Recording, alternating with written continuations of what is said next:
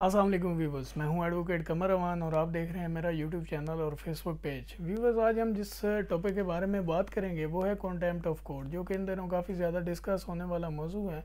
तो आज हम इसके बारे में जानते हैं कि कॉन्टेम्प्ट ऑफ कोर्ट कब बनाया गया, कॉन्टेम्प्ट ऑफ कोर्ट कैसे इम्प्लीमेंट किया जाता है, कॉन्टेम्प्ट ऑफ कोर्ट के इंग्रेडिएंट्स क्या हैं और कॉन्टेम्प्ट ऑफ कोर्ट की सज़ा क्या है, और कॉन्टेम्प्ट ऑफ कोर्ट में सज़ा होने के बाद क्या आपके पास कोई भी ऐसी लीगल रेमेडी बचती है जिसे आप उसे चैलेंज कर सकते हैं या नहीं कर सकते। तो आइए हम शुरू करते हैं। कॉन्टेम्प्ट ऑफ कोर्ट 1973, उसके बाद फिर उसे इमेंड किया गया कॉन्टेम्प्ट ऑफ कोर्ट 1976। इसके अलावा गाहे बगाहे से इसमें काफ़ी ज़्यादा तब्दीलियाँ आई, इसे काफ़ी ज़्यादा इमेंड किया गया, फिर काफ़ी देर इम्प्लीमेंट रहा कॉन्टेम्प्ट ऑफ कोर्ट 2003। अब लेटेस्ट फिर इसे अमेंड किया गया 2016 में, जिसे हम कहते हैं contempt of court act amendment 2016। अब वही ही अभी तक इम्प्लीमेंट है, जिसमें सेक्शन 3 में एक बड़ी जामिया सी डेफिनेशन दी गई है कॉन्टेम्प्ट ऑफ कोर्ट की कि किसी भी किस्म के अदालती हुक्म की लादुली या उसे मानने से इनकार करना कॉन्टेम्प्ट ऑफ कोर्ट के ज़ुमरे में आता है। और कॉन्टेम्प्ट ऑफ कोर्ट की जो सज़ा है वो 6 माह कैद और 1 लाख तक रुपए जुर्माना है। इसके अलावा मज़ीद इसकी 3 इकसाम है कॉन्टेम्प्ट ऑफ कोर्ट की, जो कि है criminal contempt of court, civil contempt of court, judicial contempt of court.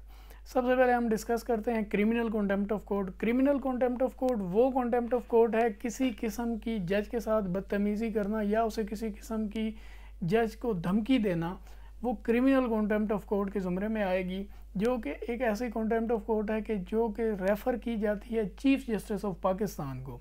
Chief justice of Pakistan को इसके अंदर ये इख्तियार हासिल है कि वो चाहे तो उसे ख़ुद उसकी हेयरिंग कर सकता है ऐसी कॉन्टेम्प्ट की, या वो किसी भी जज को रेफ़र कर सकते हैं कि वो इस मामले को सुने और इस पर फैसला दें।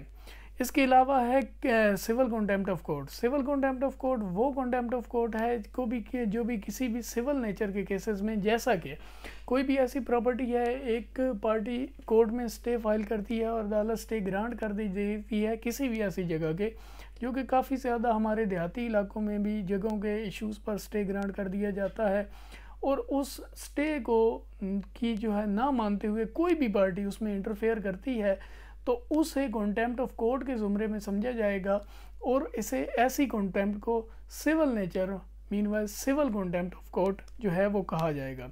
जुडिशल, इसके अलावा तीसरी किस्म है judicial contempt of court. Judicial contempt of court जो है वो मेरे ख्याल में इन दिनों काफ़ी ज़्यादा जो है वो इस बारे में डिस्कस भी हो रही है और इसे के कॉन्टेम्प्ट के होने के काफ़ी ज़्यादा खदशे हैं।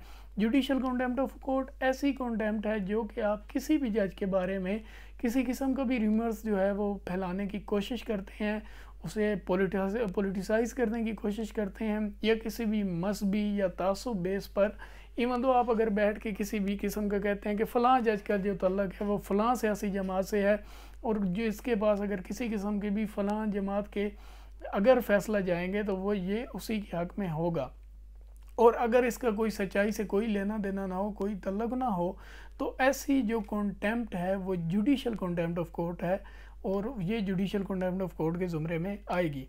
अब नेक्स्ट हम इसके बारे में बात करते हैं कि अगर किसी भी शख्स के ख़िलाफ़ कॉन्टेम्प्ट ऑफ कोर्ट जो है उस पर फैसला कर दिया जाता है, उसे 6 माह कैद हो जाती है या फिर 1 लाख रुपये जुर्माना हो जाता है, तो क्या उसके पास कोई लीगल रेमेडी ऐसी है जिसे वो अवेल करते हुए उसे चैलेंज कर सकता है? तो बिल्कुल ऐसा है जी। वो उसे सबसे पहली बात यह है कि अगर कॉन्टेम्प्ट ऑफ कोर्ट आपके ख़िलाफ़ फाइल हुई है और डिसाइड हो गई है और इसका फ़ैसला आपके ख़िलाफ़ हो गया, तो आपको विद इन मंथ उसे चैलेंज करना होगा। अपर फोरम पे आप उसे चैलेंज कर सकते हैं, लेकिन 1 माह के अंदर अंदर।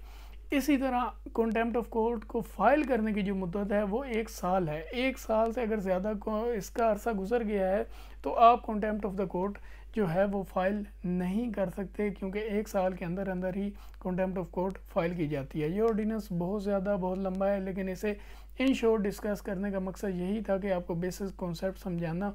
उम्मीद है आपको लिटरली समझ आ गई होगी। बहुत शुक्रिया।